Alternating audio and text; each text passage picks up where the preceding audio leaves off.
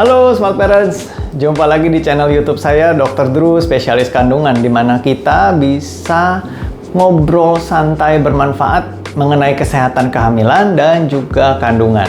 Pada video kali ini, saya akan bahas mengenai kondisi yang terlalu dingin Smart Parents untuk tubuh kita, yaitu kondisi hipotermia.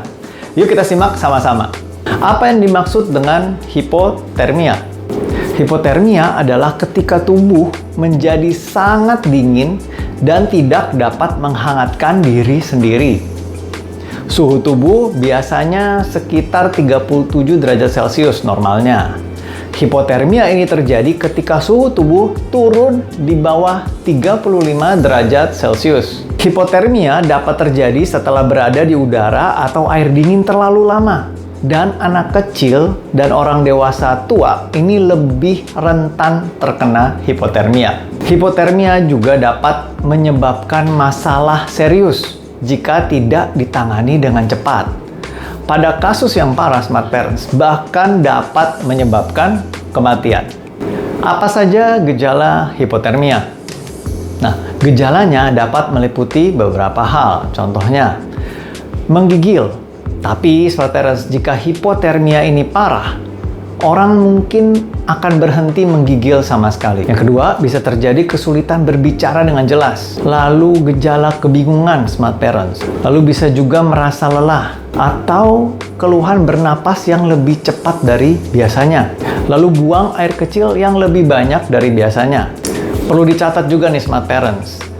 Karena hipotermia ini dapat terjadi secara perlahan dan menyebabkan kebingungan, seseorang ini mungkin tidak menyadari bahwa mereka ini sedang mengalami hipotermia.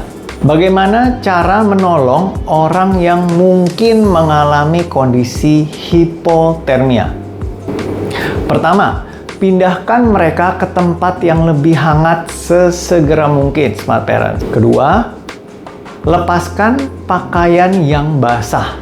Ketiga, tutup mereka dengan selimut. Dan yang keempat, tawarkan minuman hangat jika memang mereka dapat minum.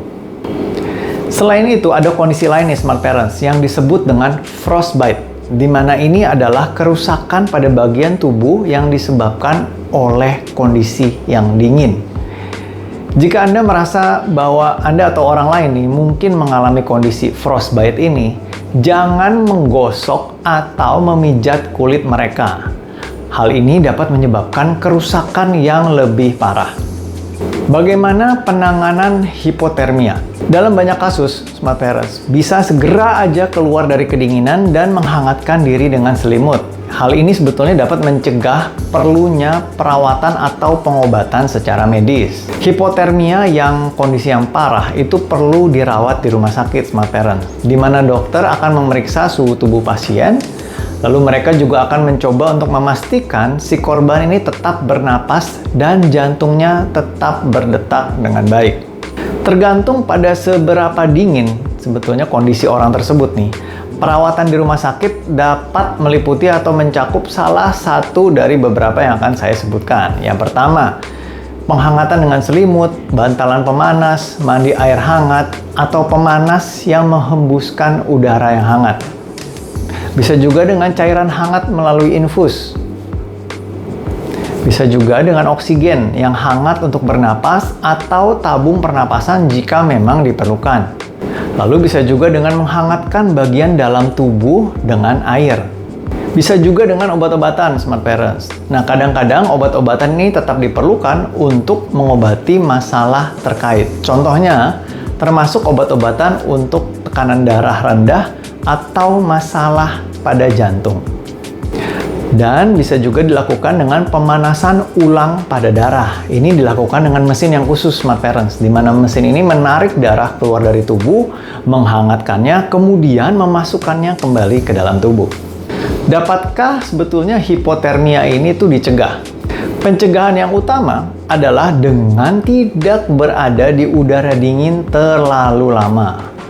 Pastikan Anda berpakaian yang cukup hangat dan kenakan pakaian yang berlapis. ganti pakaian yang basah secepat mungkin. Beberapa orang ini lebih mungkin atau rentan terkena hipotermia dibandingkan dengan orang lain.